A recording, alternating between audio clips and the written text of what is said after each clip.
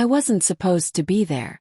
That thought burned through my mind the moment I pushed open the door and saw her, my wife Emily, standing in the dim glow of the bedroom light, completely naked, her hands clutching another man's shoulders. For a second, my brain refused to process what my eyes saw. The laughter from the hallway faded. The music downstairs muffled into a distant echo. All I could hear was the sound of my own heartbeat pounding in my ears. She gasped first.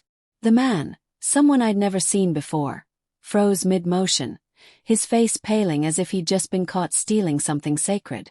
Which, in a way, he had. Emily stumbled back, trying to cover herself with trembling hands. Daniel. Oh my God, what are you doing here? I didn't answer. I just stared at her.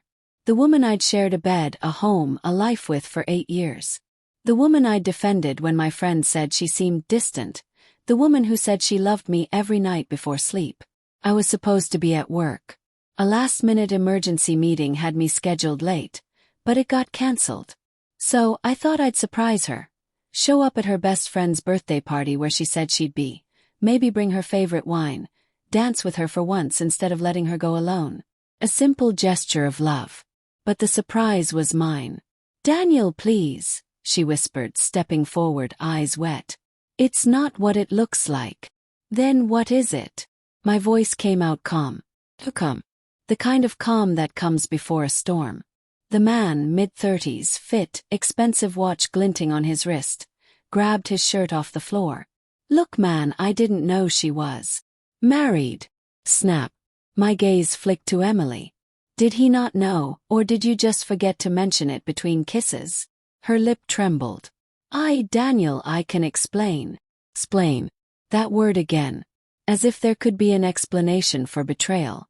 I turned, leaving before I did something I'd regret. My hands shook, but I shoved them into my pockets, forcing myself to breathe. The hallway outside was filled with faint music and laughter. People downstairs celebrating, unaware that an entire marriage was dying just one floor above them. As I walked down the stairs, I heard footsteps behind me. Emily's voice followed. Daniel, please, can we just talk? Please. When I reached the bottom of the stairs, heads turned. Faces, friends, acquaintances, people we'd laughed with, watched in confusion as she came running after me, half-dressed, eyes red. Talk, I said, my voice steady but cold. You had plenty of time to talk before you took your clothes off. The room went silent. Even the music seemed to fade. I didn't raise my voice, but every word carried. I wasn't trying to humiliate her. I was done with humiliation. I set the bottle of wine I'd brought on the counter and walked out the front door. The drive home was a blur. I didn't cry. Not yet. I just kept my hands tight on the steering wheel. Headlights cutting through the darkness as my mind replayed the image of her with him. Our wedding flashed in my memory. Her laughing under the string lights, the way she'd looked at me when she said, I'll never hurt you. The first time we met. The nights we stayed up talking about our dreams. The way she used to call me home. And then I thought about the last few months. The sudden distance, the night she said she was working late. The guarded phone, the fading warmth in her touch. Had noticed. I just didn't want to believe. When I finally parked in front of our house, I sat there for a long time, staring at the front door.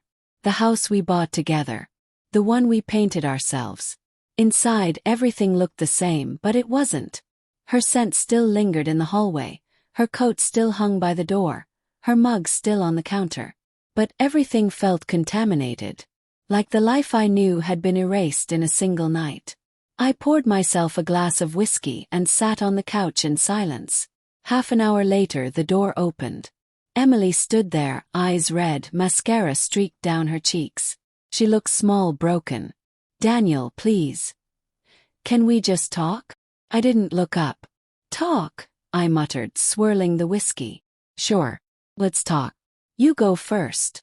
She stepped closer, voice shaking. I made a mistake. Just happened. I didn't plan it. I laughed, short and bitter. That's the line everyone uses, isn't it? It just happened. Like gravity pulled you out of your dress. Tears welled in her eyes. I was lonely, Daniel.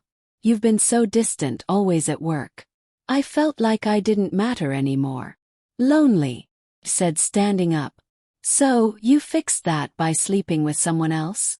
It wasn't like that, she cried. I didn't mean for it to happen. He just made me feel seen again. Her words hit harder than I expected. Made me feel seen. It was something I'd heard before. From her years ago when she said that's what she loved about me. That I saw her. That I paid attention. Now someone else did. I took a deep breath. You could have told me you were unhappy. We could have talked. We could have tried. I was scared, she whispered. Scared you'd stop loving me if I told you how bad things felt. I shook my head slowly. You didn't give me the chance. We stood in silence for a long time. The clock ticked. The wind howled outside. Finally I set down my glass. You know what the worst part is? I said quietly. I don't even hate you. Not yet. I just feel empty. She stepped closer, reaching for my hand. Please, Daniel. I'll do anything. We can go to therapy, I'll end it, I swear. I love you. I pulled my hand back. You loved the idea of me. The version that made you feel safe. But love doesn't survive lies. Her knees buckled and she started to sob. Please don't leave me. I took a long look at her. This woman who had once been my everything. And for a moment I wanted to forgive her. To believe her tears meant something. But then I remembered the image of her in that bedroom. The way she looked shocked, not guilty. She wasn't sorry she did it. She was sorry she got caught. So I said the only thing that felt right. I already did.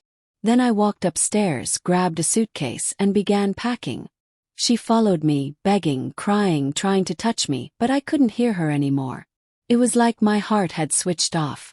When I reached the door, she stood in the hallway, sobbing. Where will you go? Pause.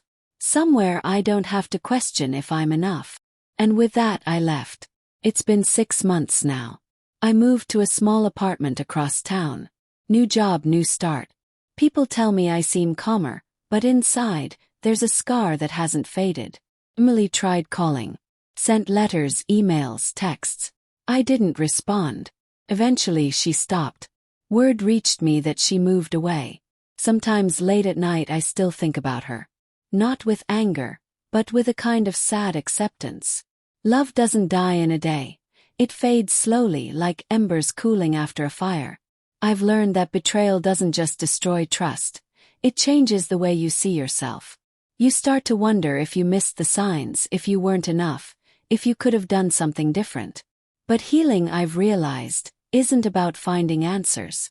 It's about making peace with the ones you'll never get. And that night, the night I walked into that room and saw her with him, wasn't the night my marriage ended. It was the night I finally found my dignity. The night I walked away and everyone, especially her, stood speechless.